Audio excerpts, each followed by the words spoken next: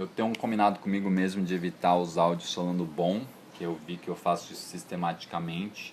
Vamos ver se eu consigo. Esse eu consegui, embora seja uma vontadezinha de falar. Enfim, o próximo grupo, o grupo dos insetos, é o grupo mais diversificado de animais que existe no planeta. Tem formas das mais variadas, como dá para ver nessa imagem aqui. Dentre os insetos, o grupo mais diversificado é o dos besouros. Então, nessa parte aqui em destaque, essencialmente o que a gente tem é um pouco da diversidade dos besouros. Via de regra não são animais muito grandes, eles são animais mais pequenos, mas tem alguns que podem chegar aí a 20, talvez 30 centímetros. Algumas curiosidades, uma característica incrível das formigas é que elas podem carregar até 100 vezes o seu peso e caminhar até em torno de 1 km por dia.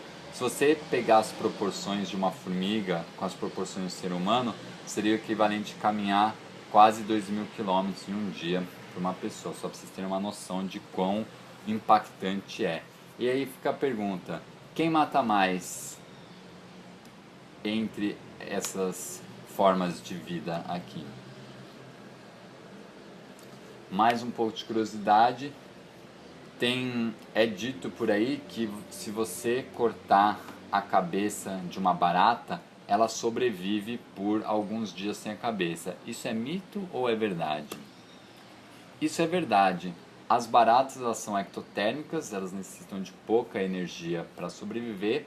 Elas têm o sistema nervoso delas não é central, ele é dividido em vários gânglios e cada gânglio controla as funções de uma determinada parte do corpo. Então aqui é o gânglio vinculado à cabeça e esse gânglio tem a função de controlar as funções da cabeça. E esses outros gânglios, outras partes do corpo.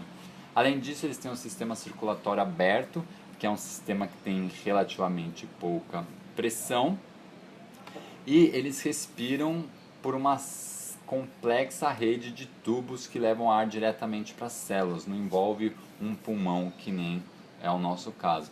E aí, como que essas características elas contribuem para a barata viver algum tempo sem a cabeça? E o fato é, na verdade, tem que ser feito um trabalho cirúrgico para não ocorrer infecção, mas as baratas vivem aí pelo menos uma semana sem a cabeça e depois elas acabam morrendo de fome.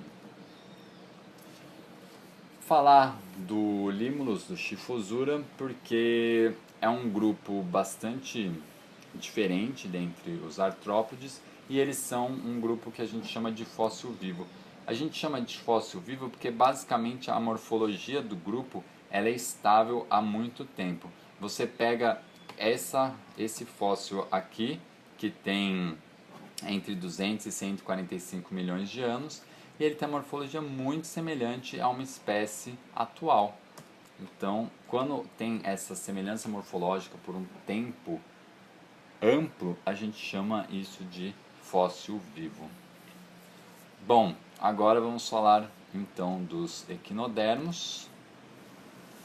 Os equinodermos, ao contrário dos grupos que eu abordei boa parte da aula passada e agora os crustáceos, eles têm simetria radial pentâmera, ou seja, é um grupo que não tem como dividir ao meio e ficar imagens especulares. Eles têm um esqueleto interno calcário, pode ser placas de calcita ou ossículos. Basicamente, o pepino do mar tem ossículos e os demais grupos têm placas de calcita. Eles têm um sistema vascular particular, um sistema vascular aquífero, que tem relação com a forma como esses animais se deslocam. A larva ela é nectônica, isso favorece a dispersão e a distribuição geográfica, e os adultos são bentônicos, logo vivem junto ao substrato. Eles são exclusivamente marinhos e no ambiente marinho ocupam todas as possíveis faixas da coluna d'água. Um grupo importante no registro fóssil são os crinoides, e os crinoides têm essa morfologia básica. Eles têm um cálice onde está localizada a boca, os cirros estão relacionados ao suporte desses animais no substrato, e daí tem os braquíolos, que são essas estruturas aqui, que têm relação com a captura de alimento. e eles se alimentam de partículas em suspensão.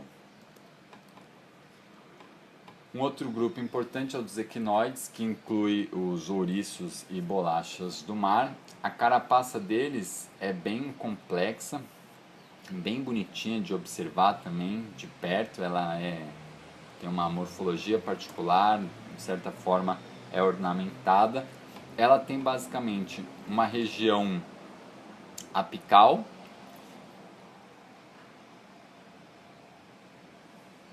que está representada nessa parte aqui. Tem diferentes placas com funções diferentes, tem placas relacionadas à entrada de água para o sistema ambulacral deles, tem placas relacionadas com a liberação das gônadas. Daí tem duas estruturas importantes que são o periprócto, que fica na região dorsal, na parte de cima do animal, e o peristoma, que fica na parte ventral. O peristoma contém a boca, o periprócto contém o ânus, e a relação entre essas duas estruturas diferencia os dois grupos de equinoides. Tem os equinoides regulares e os irregulares. Os regulares, essencialmente, periprócto e peristoma estão alinhados. Já nos irregulares, o periprócto não está alinhado certinho com o peristoma. E é comum no grupo, particularmente nos ouriços, a presença de espinhos. Esses espinhos, eles têm função importante relacionada à locomoção, à defesa, à camuflagem. Eles também são responsáveis por escavar o substrato. Eles são ou herbívoros ou detritívoros. Os regulares vivem sobre o substrato e as formas irregulares vivem enterradas no substrato. Outro grupo, eu acho muito fofinho os ofiuros, recomendo dar uma olhada no YouTube em videozinhos de ofiuros. Eles têm 5 ou mais braços conectados a um disco central e a boca fica na parte ventral desse disco central.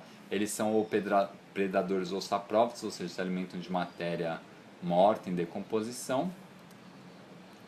E o outro grupo importante são as estrelas do mar, talvez junto com os ouriços e as bolachas é o grupo que a gente conhece melhor. Uma particularidade do grupo é que eles têm parte do sistema ambulacral deles é aberto. Então aqui a gente vê o sulco do sistema ambulacral, esse daqui é a vista ventral por baixo, a boca aqui, o ânus na parte de cima. Tem uma variação de tamanho considerável, assim como os ofiuros, eles variam entre predadores e saprófitos. E uma particularidade do grupo é que eles também têm um bom poder de regeneração, não que nem aquelas esponjas que você bate no liquidificador e surgem várias esponjas, mas se você pegar pelo menos uma dessas partes de forma precisa, ela vai gerar uma nova estrela. Então, a partir de uma estrela com 5 braços, você consegue gerar 5 estrelas clones. Por último, o último grupo, os pepinos do mar, eles têm o corpo cilíndrico, revestido por um tecido coriáceo ou macio, e esse tecido apresenta ossículos. Então, na verdade, o que a gente encontra no registro fóssil do grupo, via de regra, são os ossículos. Eles tendem a ter tentáculos na boca, a alimentação varia entre detritívoros e suspensívoros e tem uma boa variação de tamanho também. Bom, a importância geológica do grupo, eles podem causar bioerosão. Por exemplo, você já deve ter visto isso na praia, buracos nas rochas com ouriços dentro, ou às vezes em áreas onde o mar não chega mais, buracos em áreas elevadas. Esses buracos foram escavados por ouriço em algum momento do passado e efetivamente esses ouriços escavam esses buracos assim que eles erodem os sedimentos. Se você for na praia e começar a observar com carinho a areia, o grão da areia, você vai ver que vários desses grãos são partes de equinodermos. E eles são importantes construtores e também importantes na destruição de ambientes recifais, além de contribuírem com a bioturbação.